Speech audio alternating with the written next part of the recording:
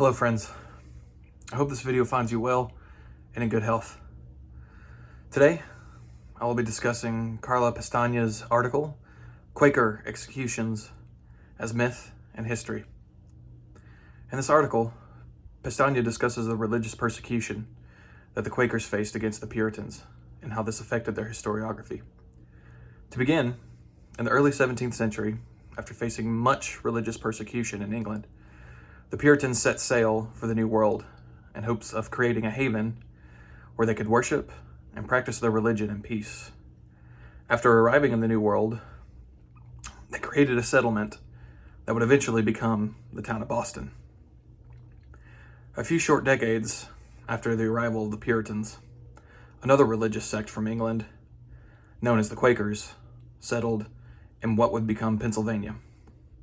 It wasn't long after the Quakers started witnessing in the New World before Quakerism reached Massachusetts, the land of the Puritans. The Puritans were not happy with the arrival of their new friends, as the Quaker theology differed from their own. In response to the arrival of the Quakers, the Puritans created laws that had severe consequences for being a Quaker. Some of these consequences resulted in death. The most famous of these deaths were the executions of the Boston martyrs: Marmaduke Stevenson, William Robinson, William Ledra, and Mary Dyer. All were condemned to death for professing Quakerism.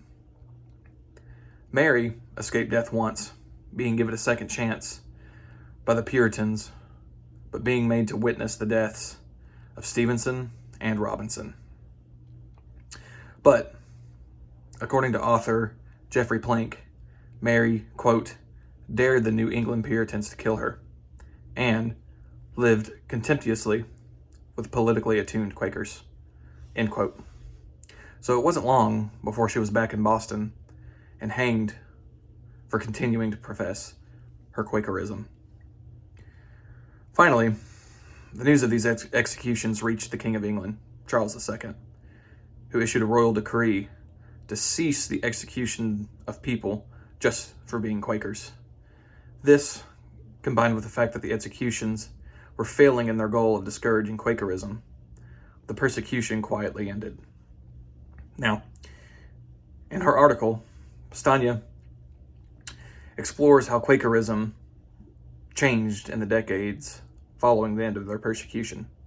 She explains, quote, Quakers made prophetic preaching and warnings of divine retribution a prominent part of their witness. The martyrs, other publishers of truth, and many early Quaker writers on the subject of the executions adopted the rhetoric of the Old Testament prophets. End quote. In essence, Quakerism used to be aggressive in their language. Quakers used to be aggressive in their language, rather. Whether it be for a sermon, writing history, or discussing politics. Pestagna describes it as, quote, the Old Testament language of retribution tripped easily from the Quakers' tongues and flowed smoothly from their pens, end quote. Quakerism, though, would eventually evolve into a less aggressive and pacifist sect of Christianity. But with this change of practice also came a change in how they viewed their history. Pestagna explains, to reform the sect after 1660, the Quakers distanced themselves and their movement from the excesses of the first years. As the sect moved towards pacifism and quietism, for which it would eventually be known, the violent imagery and aggressive actions associated with the witness in early Massachusetts became anomalies. Once the Quakers had committed themselves to pacifism and quietism, they revised their history to express these recently articulated values. And this transformation, end quote. In this transformation, Quakers de-emphasized the use of prophets and emphasized the depiction of the Boston martyrs as being serene and heroic. This was done so that their history could match their new pacifist narrative and, as Pestagna puts it, inspire a new generation of the faithful. Thank you.